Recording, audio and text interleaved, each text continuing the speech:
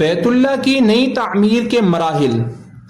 بیت اللہ کی تعمیر نو کے سلسلے میں قریش میں مشاورت جاری تھی کہ تعمیر کس طرح کی جائے، تعمیری کام کے لیے کون کون سے ذرائع اختیار کیے جائیں اور اس کام میں کن کن چیزوں کی ضرورت پیش آئے گی۔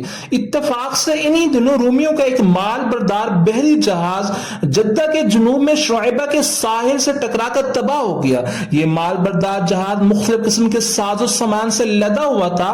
اس نے حبشہ کے گرجے کی تعمیر کے لیے لدی ہوئی بہت قیمتی لکڑی بھی تھی۔ قریش کو جب اس حادثے اور جہاد میں موجود قیمتی لکڑی کے بارے میں علم ہوا تو انہوں نے اسے خریدنے کے لیے ولید بن مغیرہ کی قیادت میں ایک وفد روانہ کر دیا۔ وفد نے جب جہاز کے رومی تاجروں سے لکڑی خریدنے کی بات کی تو انہوں نے یہ شرط رکھی کہ قریش اپنے تجارتی قافلے کے ساتھ ان کا تجارتی ساز و سامان بھی بڑی راستے سے شام لے جائیں گے۔